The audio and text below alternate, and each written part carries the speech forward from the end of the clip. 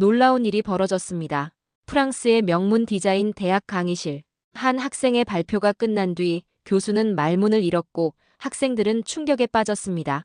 이건 단순한 디자인이 아닙니다. 철학이자 예술입니다. 도대체 이 강의실에서 무슨 일이 있었던 걸까요? 오늘의 사연 바로 시작합니다. 사연 시작 전 구독과 좋아요 부탁드립니다. 감사합니다. 저는 클레르 듀부아입니다. 파리에 있는 국립장식미술학교 디자인학과에 재학 중입니다. 그날은 전통문화와 현대미학의 융합이라는 과제로 머리를 싸매고 있었죠. 교수님은 단순한 리서치가 아닌 독창적이고 신선한 시각을 원하셨어요. 그것도 그저 그런 수준이 아닌 우리 학교의 명성에 걸맞은 수준 높은 작품을 말이죠. 전통과 현대의 융합이라. 기숙사 책상에 앉아 연필을 돌리며 중얼거렸어요. 이미 많은 그부들이 이탈리아 르네상스, 프랑스 아르누보, 독일 바우하우스 등 익숙한 유럽 전통 예술을 선점한 상태였어요.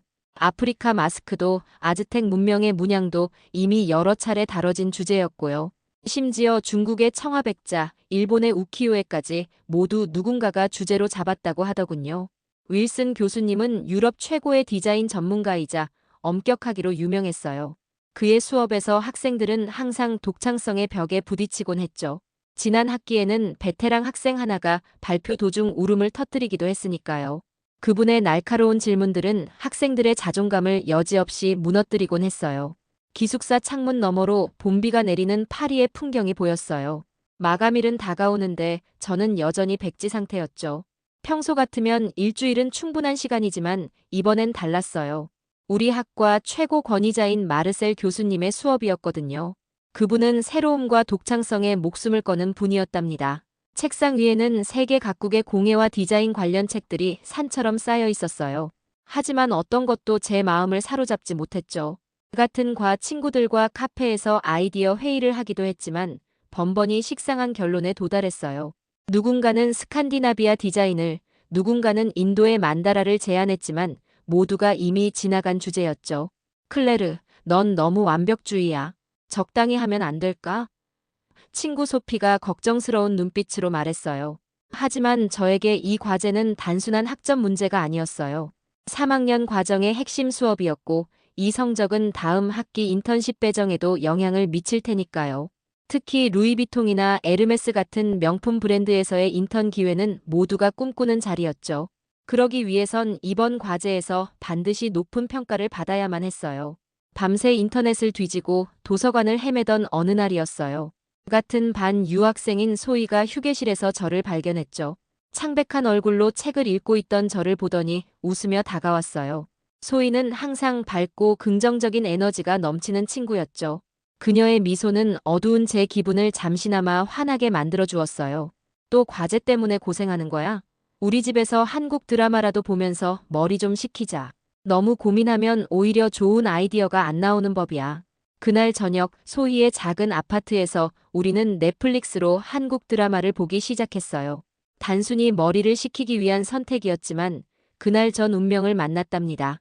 소희의 원룸은 작지만 아늑했어요. 노트북을 펼치고 우리는 넷플릭스를 보기 시작했죠.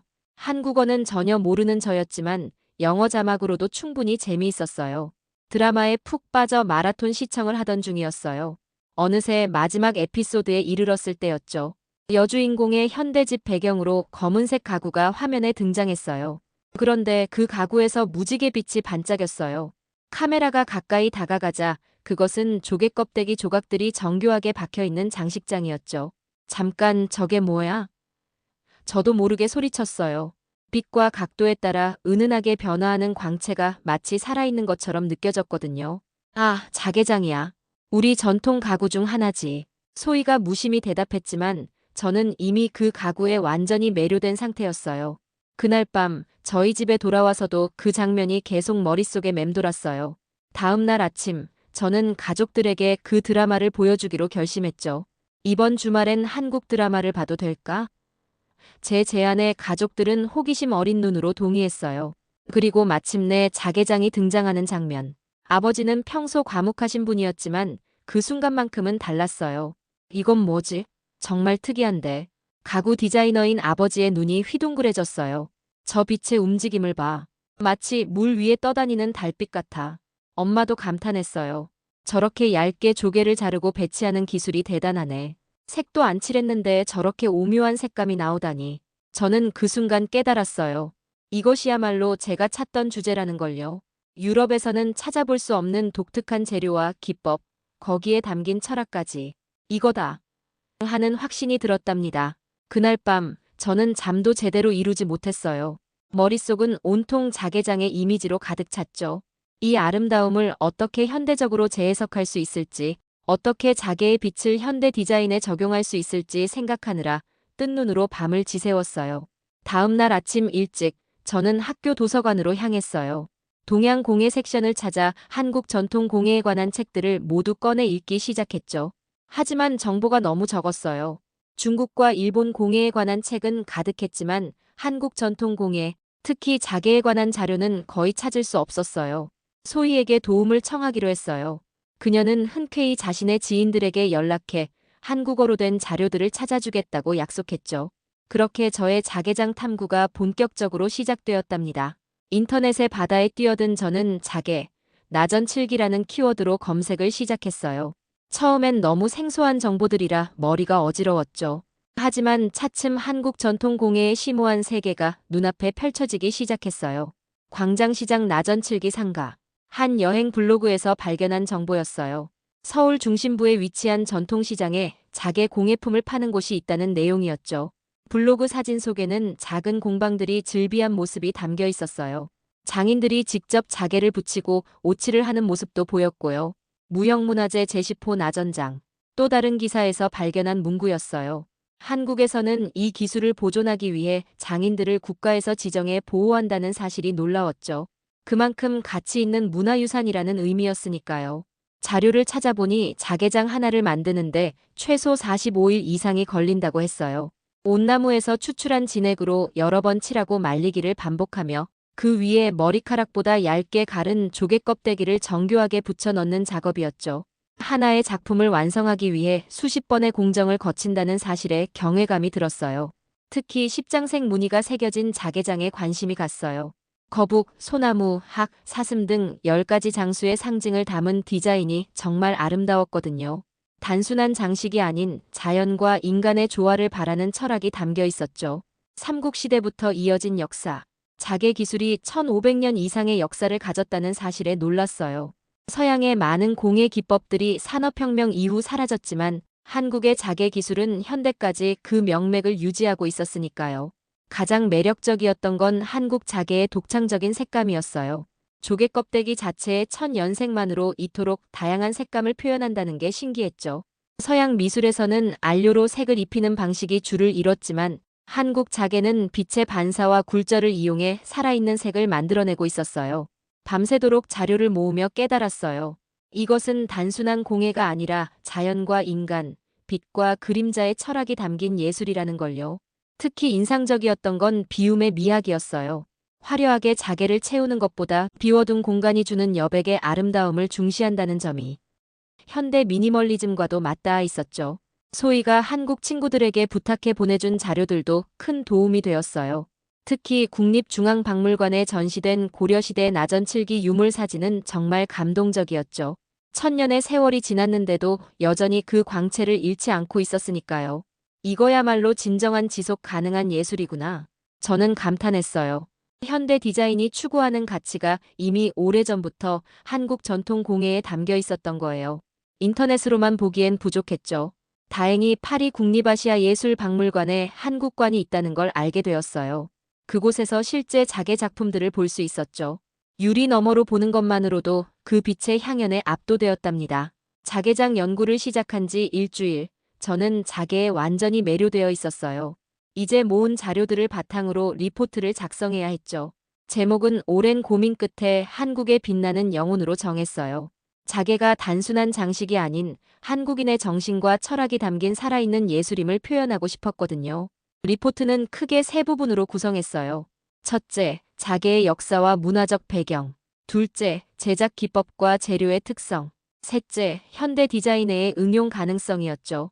역사 부분에서는 삼국시대부터 시작된 자개 기술의 발전 과정을 정리했어요. 특히 고려시대의 정점을 이룬 나전칠기 예술이 어떻게 조선시대를 거쳐 현대까지 이어져 왔는지 시간순으로 정리했죠. 중국이나 일본의 영향을 받았지만 한국만의 독창적인 기법으로 발전시켰다는 점도 강조했고요. 제작 기법 부분에서는 오칠과 자개 붙이기의 정교한 과정을 상세히 설명했어요. 특히 주름질, 끊음질, 타발질 같은 다양한 기법으로 자개를 섬세하게 다루는 기술이 인상적이었죠. 머리카락보다 얇게 자개를 자르고 그것을 정확한 위치에 붙이는 장인의 손기술은 정말 경이로웠어요. 마지막으로 현대 디자인의 응용 부분에서는 제 아이디어를 펼쳤어요. 자개의 빛 반사 특성을 활용한 조명 디자인, 자개 문양을 응용한 패브릭 패턴, 심지어 디지털 인터페이스에 자개의 시각적 효과를 적용하는 방안까지 제안했죠. PPT 제작에도 공을 들였어요. 광장시장의 자개 공방 사진, 박물관에 전시된 유물 이미지, 나전장 장인들의 작업 과정 영상까지 풍성하게 담았죠. 특히 소희의 도움으로 구한 자개 USB와 자개 장식 탁상시계 같은 현대적 응용품 사진도 포함시켰어요. 가장 공들인 부분은 오칠 공정 설명이었어요. 온나무에서 추출한 진액을 여러 층으로 발라 말리는 과정, 그리고 그 위에 자개를 붙이고 다시 투명 오칠을 더씹히는 복잡한 과정을 도표로 정리했죠. 한 가지 작품을 완성하기 위해 최소 45일, 많게는 몇 개월이 걸린다는 사실은 현대인의 시간 개념으로는 상상하기 어려웠어요. 소희는 제 발표 준비를 돕기 위해 한국에서 작은 자개 샘플까지 공수해 주었어요. 덕분에 실제 자개의 촉감과 빛의 변화를 직접 보여줄 수 있게 되었죠. 이 작은 조각 하나에도 장인의 혼이 담겨 있는 거야. 소희가 작은 자개 조각을 건네며 말했어요. 밤을 새워가며 리포트를 완성했어요. 마지막으로 추가한 결론 부분이 가장 마음에 들었죠. 한국의 자개 예술은 단순한 장식 기술이 아니라 자연과 인간의 조화를 추구하는 철학의 시각적 표현이다.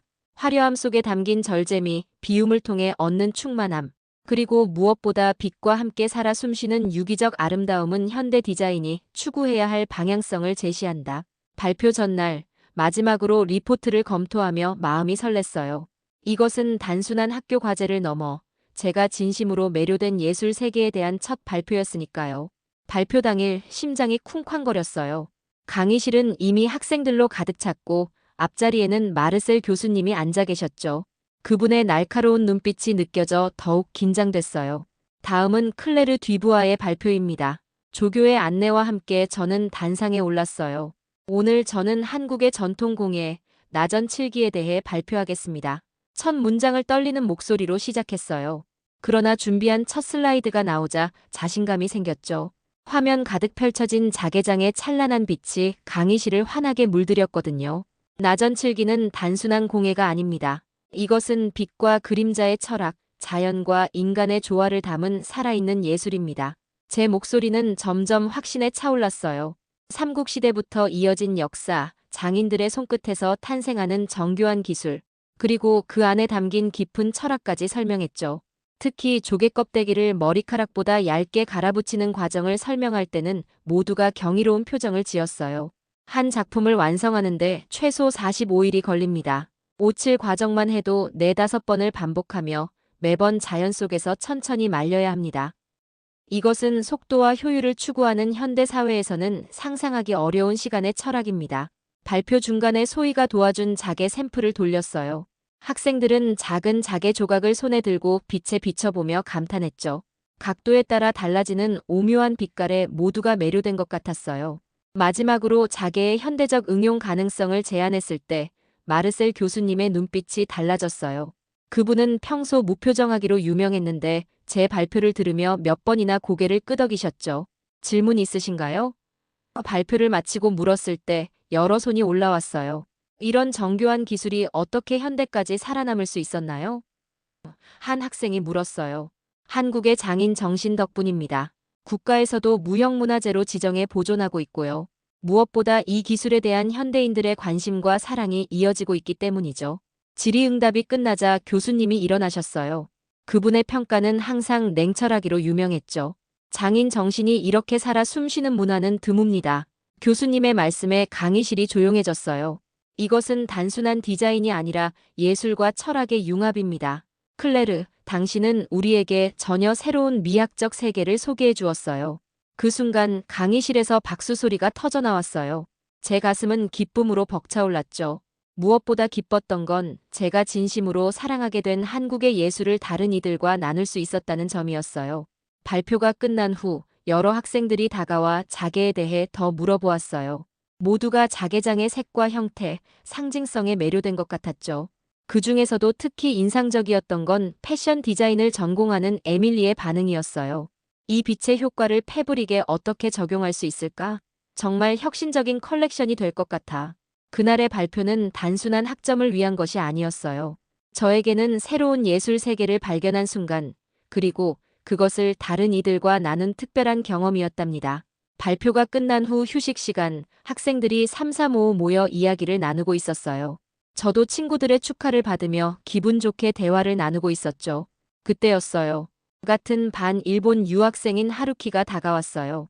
발표 잘 들었어. 정말 흥미로웠어. 하루키의 말투는 친절했지만 눈빛은 달랐어요. 그런데 몇 가지 언급하고 싶은 게 있어. 하루키는 도쿄 예술대학에서 교환학생으로 온 학생이었어요. 항상 예리한 질문과 날카로운 비평으로 유명했죠. 사실 일본에도 나전 기법이 있어. 에도 시대에도 정교한 칠기가 많았고 지금도 와지마 칠기나 스가루 칠기 같은 전통이 이어지고 있거든. 그의 말은 사실이었어요. 일본에도 훌륭한 칠기 전통이 있다는 건 리서치 과정에서 알게 된 사실이었죠. 하지만 무언가 다른 점이 있다고 느꼈어요. 물론 일본의 칠기 전통도 대단해. 제가 차분히 대답했어요. 하지만 한국의 자개장은 단순한 기술적 완성도를 넘어선 무언가가 있어. 오칠과 자개와 철학이 결합된 수준이야. 오칠층만 해도 4~5번을 반복하며 최소 45일 작업하고 그 위에 자개를 붙이는 과정도 섬세한 손기술이 필요하지. 이건 미술이 아니라 철학이야. 주변에 몇몇 학생들이 모여들기 시작했어요. 하루키와 저의 토론이 점점 관심을 끌고 있었죠. 그래, 증명해 볼 수 있어? 하루키가 도전적으로 물었어요. 이 순간을 위해 준비했다는 듯 저는 노트북을 열었어요. 유튜브에서 찾아둔 자개장인 인터뷰 영상을 보여주었죠. 80대의 노장인이 미세한 자개 조각을 정성스레 붙이는 장면이었어요. 이분은 한국의 무형문화재 나전장이야. 60년 넘게 한 가지 일만 해오셨대. 이건 단순한 기술이 아니라 평생의 수행이지. 이어서 USB 자개 제품 사진을 보여주었어요. 전통 기법을 현대 제품에 접목한 사례였죠. 보면 알겠지만 한국의 자개 예술은 과거에 멈춰 있지 않아. 전통을 지키면서도 현대적으로 재해석되고 있지. 마지막으로 삼국시대 유물 이미지를 보여주었어요. 1500년 전 고분에서 발견된 나전칠기 유물이었죠. 이건 신라시대 유물이야. 무려 1500년이 지났지만 여전히 그 빛을 잃지 않고 있어. 일본이나 중국의 영향을 받기 이전부터 한국에는 독자적인 나전 기술이 있었다는 증거지. 하루키는 말을 잃은 듯 했어요. 그의 표정이 조금씩 누그러지는 게 보였죠. 인상적이네. 결국 그가 인정했어요. 사실 나도 한국의 자개에 대해 깊이 알지는 못했어. 내 발표 덕분에 새롭게 배웠어. 이 순간이 의미 있었던 건 단순히 논쟁에서 이겼다는 기쁨이 아니었어요. 서로 다른 문화적 배경을 가진 우리가 예술을 통해 진정한 대화를 나눌 수 있었다는 점이었죠. 그날 저녁 소희가 문자를 보내왔어요. 하루키와의 토론 이야기 들었어. 정말 멋지게 설명했다더라. 한국인인 나도 몰랐던 사실들을 넌 다 알고 있었다니. 소희의 메시지는 제게 큰 위안이 되었어요. 다른 문화를 존중하고 이해하려는 노력이 헛되지 않았다는 증거였으니까요. 발표가 끝난 지 이틀 후, 저는 갑작스러운 메시지 폭탄에 당황했어요. 휴대폰 알림이 쉴 새 없이 울렸거든요. 소희에게 전화해 무슨 일인지 물었죠. 몰랐어? 루카가 내 발표 영상을 인스타그램에 올렸어. 그것도 한국 해시태그를 붙여서. 루카는 우리 학과의 SNS 담당자였어요. 모든 중요한 행사와 발표를 기록하고 학교 공식 계정에 올리는 역할을 했죠. 그런데 이번엔 자신의 개인 계정에도 제 발표 일부를 올린 모양이었어요. 영상을 확인해 보니 제가 자개의 빛 반사 특성을 설명하는 장면과 마르셀 교수님이 감탄하며 박수를 치는 순간이 담겨 있었어요. 해시태그에는 한국 전통공예 자개장 나전칠기 프랑스 디자인 학교 등이 붙어 있었고요. 놀랍게도 그 영상은 한국에서 큰 관심을 받고 있었어요. 댓글은 대부분 한글이라 읽을 수는 없었지만 소희가 대략적으로 번역해 주었죠. 와, 한국인인 내가 몰랐던 우리 전통을 프랑스 학생이 알고 있다니. 이게 진짜 디자인이다. 우리 것의 가치를 외국인이 더 알아준다. 프랑스 디자인 학교에서 한국 전통공예가 울림을 줬다니 자랑스럽다. 댓글들은 제가 생각했던 것보다 훨씬 더 열정적이었어요. 단순한 학교 발표가 이렇게 많은 사람들에게 영향을 미칠 줄은 전혀 예상하지 못했거든요. 단순히 학점을 위해 시작한 프로젝트가 이렇게 새로운 기회로 이어질 줄은 몰랐으니까요. SNS 반응은 계속 이어졌어요. 특히 프랑스 디자인 커뮤니티에서도 화제가 되었죠. 몇몇 유명 디자이너들이 제 발표 내용을 인용하며 비서구권 전통 예술의 현대적 재해석에 대한 논의를 시작했어요. 한 유명 패션 디자이너는 자신의 블로그에 이렇게 썼어요. 자개의 빛 반사 효과는 우리가 지금까지 실험해온 어떤 합성 소재보다도 아름답다. 자연과 인간의 협업이 만들어낸 이 오묘한 빛의 움직임을 어떻게 현대 패션에 접목할 수 있을까? 마르셀 교수님도 이 열기에 동참하셨어요. 프랑스 디자인 저널에 동아시아 전통 공예의 현대적 가치라는 짧은 에세이를 기고하셨는데 그 중심에 제 발표 내용이 있었죠. 클레르 뒤부아의 연구는 우리에게 중요한 질문을 던진다. 현대 디자인이 추구하는 지속 가능성, 장인 정신, 그리고 심미적 가치의 융합이 이미 수백 년 전 한국의 전통 공예에 구현되어 있었다면 우리는 무엇을 새롭게 창조하고 있는 것인가? 이 모든 반응이 제게는 큰 책임감으로 다가왔어요. 단순한 호기심에서 시작된 탐구였지만 이제는 두 문화 사이의 다리 역할을 하게 된 것 같았거든요. 소희는 제게 웃으며 말했어요. 너 이제 문화대사관이 됐네. 한국 정부가 너한테 감사장이라도 줘야 할 것 같아. 그 말이 농담처럼 들렸지만 실제로 프랑스의 잡지사에서 연락이 왔을 때는 정말 놀랐어요. 그들은 제 발표 내용을 바탕으로 한 프로그램을 기획 중이라며 자문을 요청했거든요. 한 달 전만 해도 자개장이 무엇인지도 몰랐던 제가 이제는 한국 전통 공예의 세계적 확산을 돕는 역할을 하게 되다니 인생이란 정말 예측할 수 없는 것 같았어요. 그날 저녁 부모님과 상해 후 여름방학에 한국을 방문하기로 결심했어요. 자개장의 실물을 직접 보고 제작 과정을 배우고 싶었거든요. 목적지는 서울 광장시장 2층 나전 7기 상가예요. 인터넷에서 찾은 자료들에 따르면 그곳에는 여러 자개 장인들의 공방이 있다고 해요. 한국은 정말 놀라워요. 현대 기술이 발달한 지금까지도 1000년이 넘는 전통 공예를 보존하고 계승하고 있으니까요. 저는 이제 자개의 빛을 입히는 디자이너가 되고 싶다는 꿈이 생겼답니다. 오늘 사연은 여기까지입니다. 혹시 여러분이 알고 계신 숨겨진 한국의 전통 공예가 있다면 댓글로 소개해주세요. 끝까지 시청해주셔서 감사합니다. 지금까지 감동 신호등이었습니다.